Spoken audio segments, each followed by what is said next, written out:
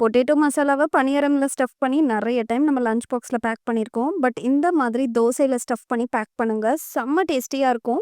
உங்க குழந்தைங்களுக்கு மசாலா தோசை பிடிக்கும்னா, இந்த ரெசிபிய சேவ் பண்ணி வச்சுக்கோங்க. பேன்ல எண்ணெய் சேர்த்துக்கோங்க. கடுகு, உளுந்து, கடலை பருப்பு சேர்த்து நல்லா பொரியணும். இது கூட பொடியா நறுக்குன பூண்டு, திருவின இஞ்சி, 2 பச்சை மிளகாவ சேர்த்து நல்லா மிக்ஸ் பண்ணுங்க. கருவேப்பிலை, வெங்காயம் சேர்த்து நல்லா வதக்கிக்கோங்க. நல்லா மிக்ஸ் பண்ணிக்கோங்க. இப்ப வேக வச்ச உருளைக்கிழங்கு 2 நல்லா மசிச்சு இது கூட சேர்த்துக்கிறேன்.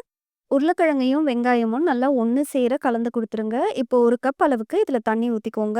இது நல்லா கொதி வந்ததும் 1 டீஸ்பூன் கடலை மாவ நான் தண்ணீல கரைச்சு சேர்த்துருக்கேங்க. கடைசியா கொத்தமல்லி, 1 டீஸ்பூன் லெமன் ஜூஸையும் சேர்த்து நல்லா மிக்ஸ் பண்ணிக்கோங்க. கொஞ்சம் திக்காவே இருக்கணும். அப்பதான் நம்ம தோசைக்குள்ள ஸ்டஃப் பண்றதுக்கு கரெக்ட்டா இருக்கும். இப்போ தோசை சுட்டு எடுத்துக்கலாம். உங்ககிட்ட இந்த மாதிரி ஊத்தாப்பம் பேன் இருந்தா அத யூஸ் பண்ணிக்கோங்க. இல்லன்னா தாளிப்பு கரண்டிலேயே நீங்க சூப்பரா பண்ணி எடுத்துறலாம். நல்லா 2 சைடும் பொறுமையா குக் பண்ணுங்க. நல்லா சாண்ட்விச் மாதிரி சூப்பரா ரெடி ஆயிடுங்க. இதுக்கு தொட்டுக்க மிளகாய் பொடி மட்டும் போதுங்க. இதே மாதிரி நான் பன்னீர் கூட ஸ்டஃப் பண்ணி பண்ணியிருக்கேன். ரெசிபி ஸ்டோரியில ஷேர் பண்றேன். செக் பண்ணி பாருங்க. கண்டிப்பா இந்த ரெசிபிய ட்ரை பண்ணுங்க. என்ஜாய் பண்ணுங்க.